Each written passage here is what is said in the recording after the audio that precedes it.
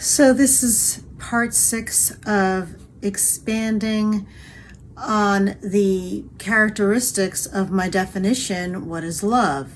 Love is attending to the emotional well-being of another being, and you won't be able to find this definition in the dictionary. The dictionary will list traits, characteristics, and attributes that fall underneath this umbrella definition that I made up, which I believe is very helpful and can help a lot of people understand what they are experiencing and with whom.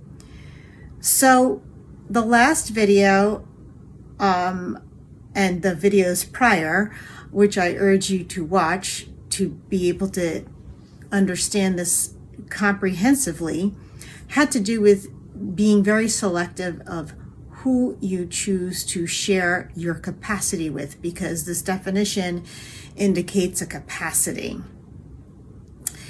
Because when you do choose a partner, of course you're not choosing children who are the recipients, in my opinion, of unconditional love. The only people that are recipients of unconditional love are children, animals, obviously, that are not people. And I added, even the other day or the other week, I thought of the self. One is supposed to love themselves unconditionally. But when it comes to another person and another adult, no, that does not apply. So these older concepts that the Greeks worked on, agape, eros, and all of them, are very good and valid.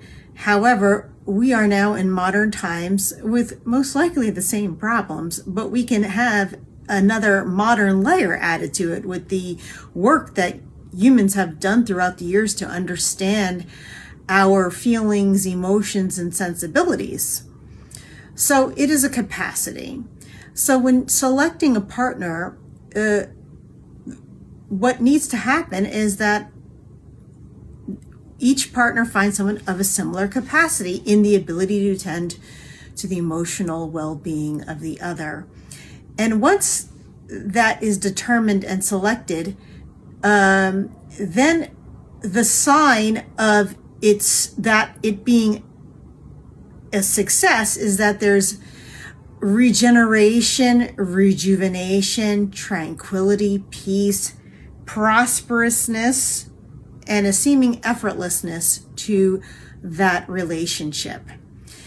And because of all that, this is the main thing. This is the second time I'm doing this video because I left it out to be the most specific I can possibly get, is that relationship and that partnership is then fiercely protected.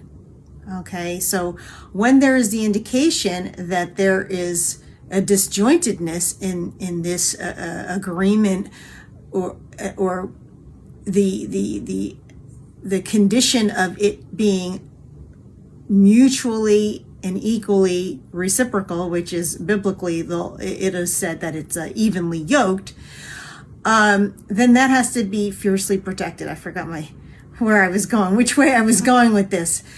When it's not visible, then there is a situationship and not a partnership or relationship. So some indications that it's not being fiercely protected is strife, and that one person has a lesser capacity than the other, or a lesser commitment to upholding that capacity. Some of the signs are not being able to leave the mother and father, which is also in the Bible.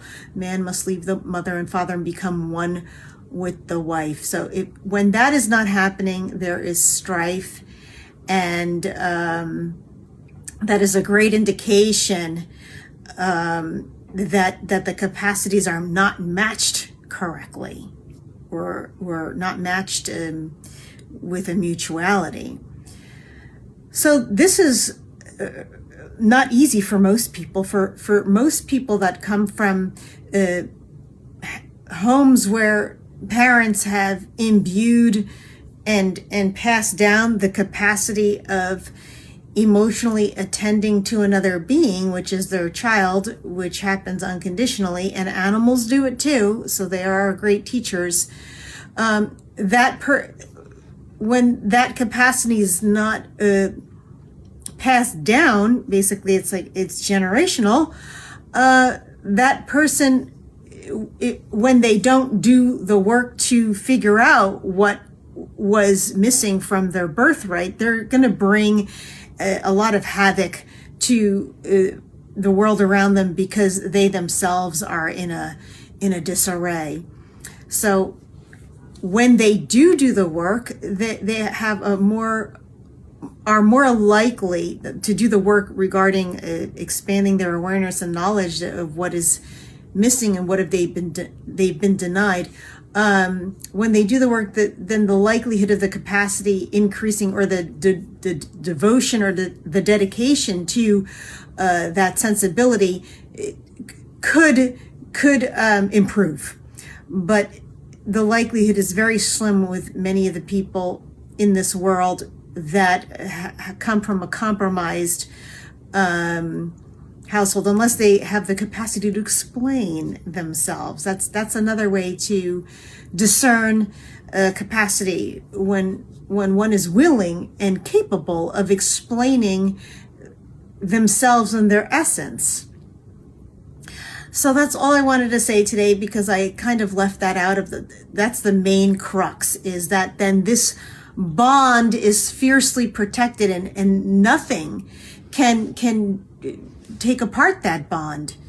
And when there is something or people, no matter who they are, that can attack that bond and dismantle it, the bond wasn't strong enough, or wasn't even there to begin with.